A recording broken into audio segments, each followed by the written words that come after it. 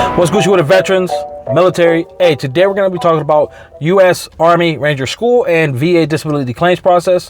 One of the toughest Army training courses, that a soldier can volunteer for. Let's see what kind of VA disability claims y'all can request and build medical evidence for. Let's get into it. So we got issues of the back. Cervical strain, which can yield anywhere from 0 to 40%. Lumbosacral strain, back strain, same thing, as well as for back specifically, a veteran can get anywhere up to 100% depending on the level of ankylosis that they do have in their spine.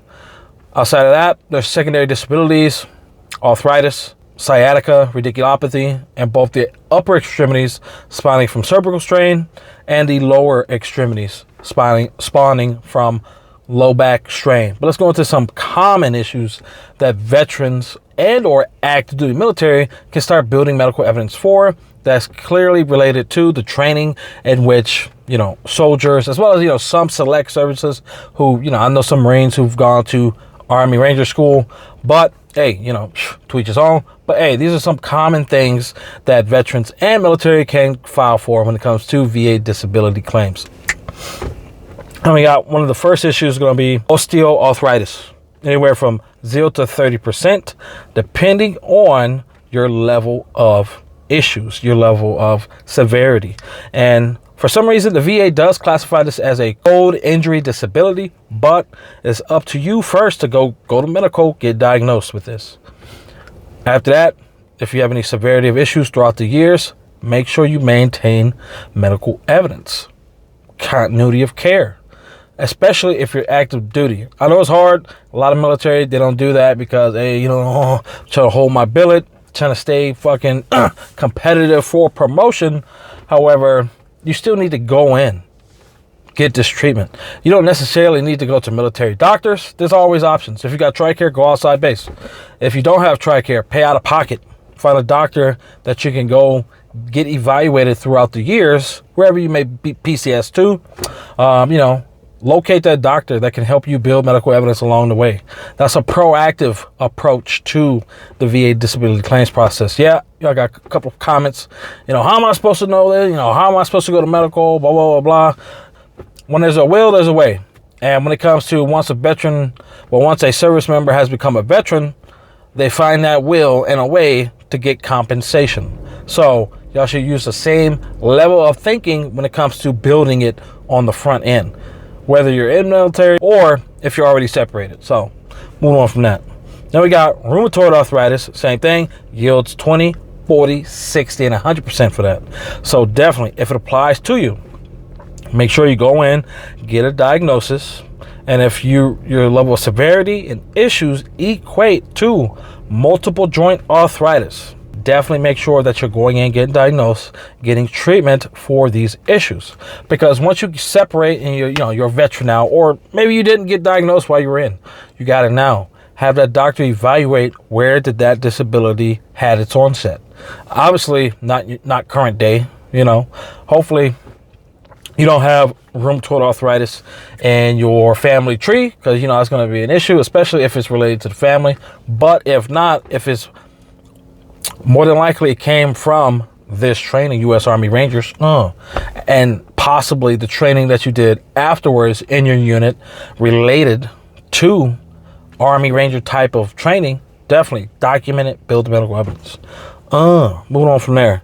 Various conditions of the elbow. I'm not going to get into real detail with this, but you can get anywhere from 0 to 60% on most issues when it comes to the elbow, when it comes to ankylosis of the elbow, limitation of flexion, limitation of extension, in both elbows as well. So if it applies to you, like I said, build the medical evidence from the beginning so you're not, trying to scramble for this information at the end.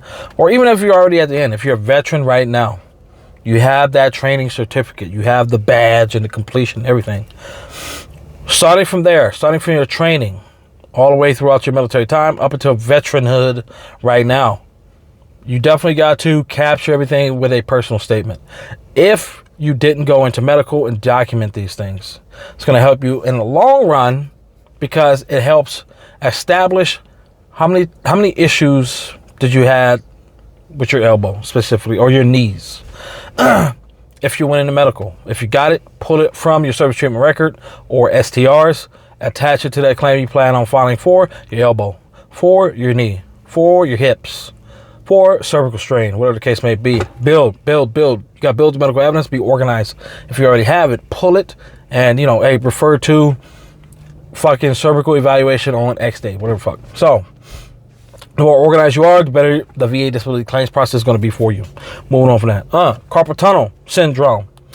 Same thing. VA classifies this as a cold injury disability, anywhere from 10 to 30% for that, depending on your level of pain, numbness, cold sensitivity, as well as other issues related to carpal tunnel syndrome, especially with the locking up of the hands and or fingers, joints, stuff like that. Like I said earlier, various knee conditions. I'm not going to get really specific with this because the CFR 38, it has a lot of knee conditions that can get you anywhere from 0 to 60% on average. There are some outliers that may yield higher, but some of the commonly claimed knee conditions is going to be ankylosis of the knee, limitation of the knee, limitation of extension of the knee. I think I said, limitation of the knee, both in extension and flexion. Instability of the knee, and then the list goes on. So definitely do your homework, get diagnosed, get treatment.